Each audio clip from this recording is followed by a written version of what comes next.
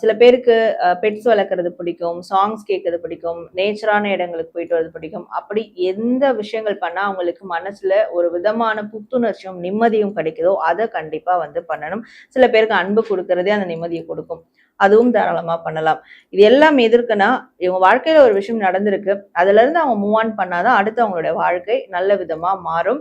அவங்களுடைய ரிலேஷன்ஷிப் பார்ட்னரா இருக்கட்டும், லவ் பார்ட்னரா இருக்கட்டும், மேரேஜ் பார்ட்னரா இருக்கட்டும், இல்ல ஃபேமிலில இருக்கவங்களா இருக்கட்டும், எல்லாரோடையும் ஒரு இணக்கமா, அந்யோன்யமா, சந்தோஷமா போயிடுறது நல்லது.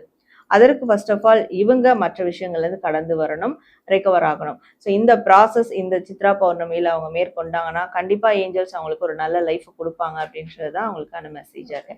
ஃபைல் நம்பர் 2 செலக்ட் பண்ணுங்க அப்படின்னா, கண்டிப்பா வந்து மூவ் ஆன் அப்படிங்கிற ஒரு விஷயம் வந்து உங்களுக்கு ரொம்பவே தேவைப்படுதுன்னு சொல்லியிருக்காங்க. அதுக்காக வந்துட்டு நீங்க யாராவது மேல ஒரு அன்பு செலுத்திட்டு இருக்கீங்க. ஐயோ! மூவ் ஆன் ஆகணும்னா அந்த அன்ப அப்படியே நம்ம ஸ்டாப் பண்ணக்கூடாது. அந்த அன்ப வந்து தொடர்ந்து நீங்க குடுத்துட்டே இருங்க அப்படிங்கிற விஷயத்தையும் ஏஞ்சல் உங்களுக்கு சொல்லியிருக்காங்க. அது மட்டும் இல்லாம வந்துட்டு உங்களுக்கு இந்த கிறிஸ்டல் மூலியமா வழிபடுறது வந்து ரொம்பவே நல்ல விஷயம். அதுவும் இந்த சித்ரா பௌர்ணமிக்கு உங்களுக்கு புடிச்ச விஷயங்கள் நீங்க சாங்கோ ஏதோ ஒரு விஷயம் உங்களுக்கு புடிச்சதோ அத பண்றது ரொம்பவே நல்ல விஷயம் அப்படின்னு சொல்லி உங்களுக்கு ஏஞ்சல் வந்து இப்போ ஒரு மெசேஜ் சொல்லியிருக்காங்க. ஃபைல் நம்பர் 2 செலக்ட் பண்ணியிருந்தீங்கன்னா, கமெண்ட் பாக்ஸ்ல வந்துட்டு ஃபைல் நம்பர் 2 அப்படின்னு சொல்லிட்டு, நன்றி ஏஞ்சல் அப்படின்னு கமெண்ட் பண்ணுங்க.